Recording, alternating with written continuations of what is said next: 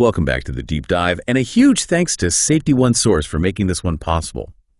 You know, as safety professionals, we're always dealing with OSHA regs, and today we're going deep on something I bet you've all seen before: OSHA's medical removal policies.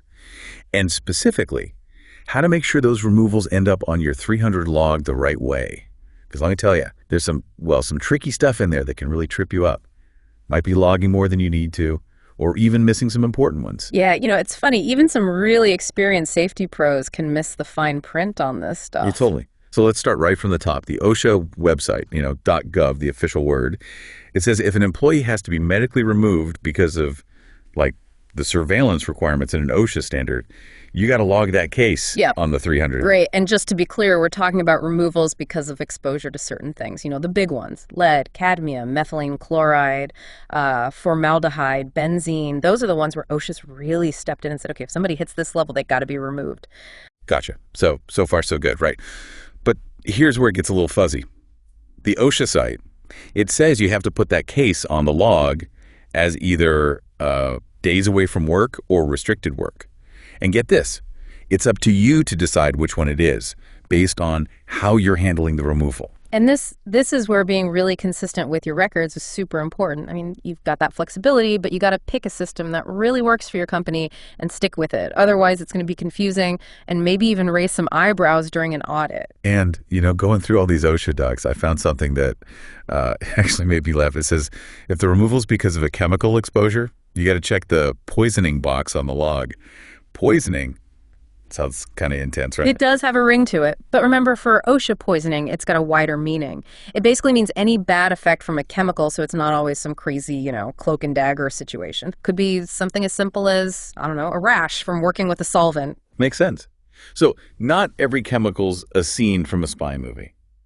But now I'm wondering, do all OSHA standards even have these removal rules? That's a great question. And the answer is no, not all of them. Like the standards for bloodborne pathogens and noise, those don't have specific medical removal rules.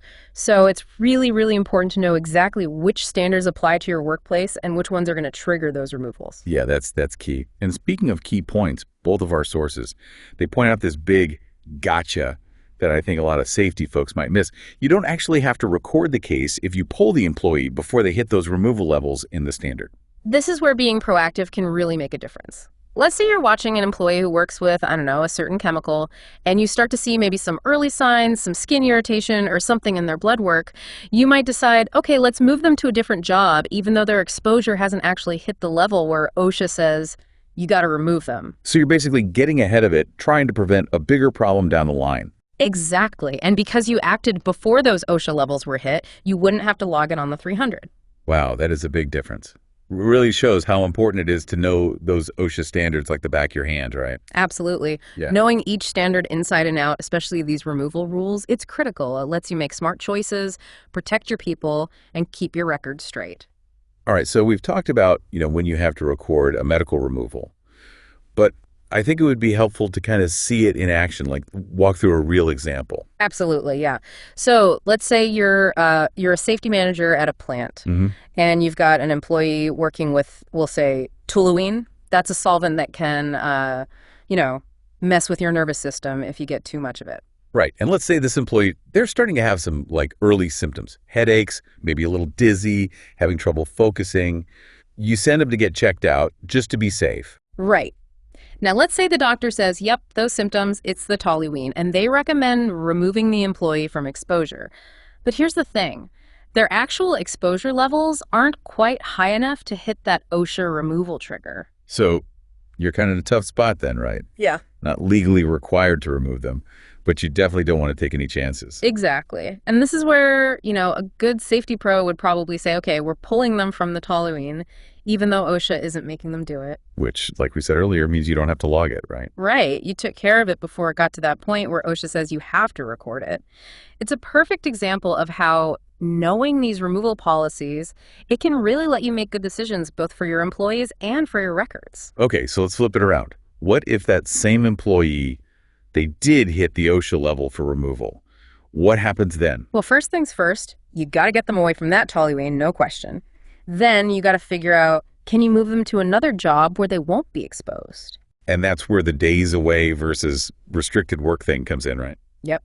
If they can do other work and don't miss any shifts, it's restricted work.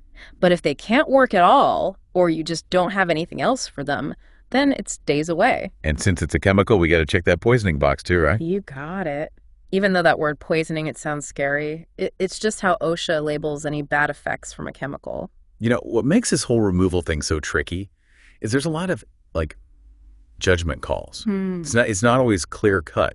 You got to think about the employee's health, what the OSHA standard actually says, and then your company's own policies. Oh, yeah, for sure. It's not a cookie cutter situation. That's why safety pros, you guys got to really know the rules and be comfortable making those tough decisions. And it shows how important it is to be talking to your occupational health people. Right. They can help you figure out what's going on with the employee and what you should do. Absolutely. It's a team effort. The safety person, the doctor, and the employee, everyone's got to be on the same page to keep that employee safe and make sure everything's done by the book. Speaking of by the book, I think it's important to remember why these records, they matter so much. Well, practically speaking, good records, they help you see patterns in your workplace. Like, are there certain jobs that keep leading to removals that can help you figure out where you need to improve your safety program? It's like having a data map to make your workplace safer. Exactly. And of course, if OSHA comes knocking, you got to have your ducks in a row. Good records show you're taking safety seriously and can help you avoid those big fines. And beyond just the rules, I think there's a bigger idea here. Knowing about these medical removals, it helps us understand the risks in different jobs, which can lead to better safety practices and maybe even changes in the rules themselves. That's a great point. It reminds us that safety isn't just about checking boxes. It's about learning, getting better, and making work safer for everyone. We've really gotten into the weeds here, haven't we? Before we wrap up, is there anything else you want to leave our listeners with about these medical removal policies? Here's something to think about. Sometimes the best safety measures aren't actually in the OSHA book. What do you mean? Well, remember that example we talked about where you removed the employee from toluene even though they weren't at the OSHA level yet? That was you being proactive, using your knowledge and looking out for your employee. Yeah, it really shows that going the extra mile, it can really make a difference for your people. Yeah, and sometimes those extra steps, they can save you some trouble down the road, right? I mean, it's always better to prevent something bad than to deal with it after it happens. For sure. So we've covered a lot today. Any final thoughts you want to leave our listeners with about these OSHA medical removal policies? You know, here's a question for everyone listening. Think about your company. How do you guys handle medical removals?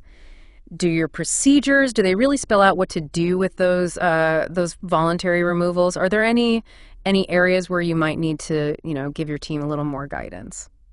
That's a great point. It's always good to check your procedures, make sure they're up to date with OSHA, and just as important that they fit with how your company wants to do safety. Absolutely.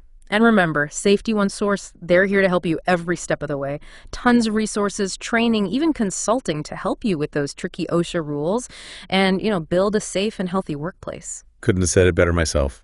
A huge thank you to Safety One Source for sponsoring this deep dive. Yeah. And to all our listeners, stay safe out there and keep those questions coming.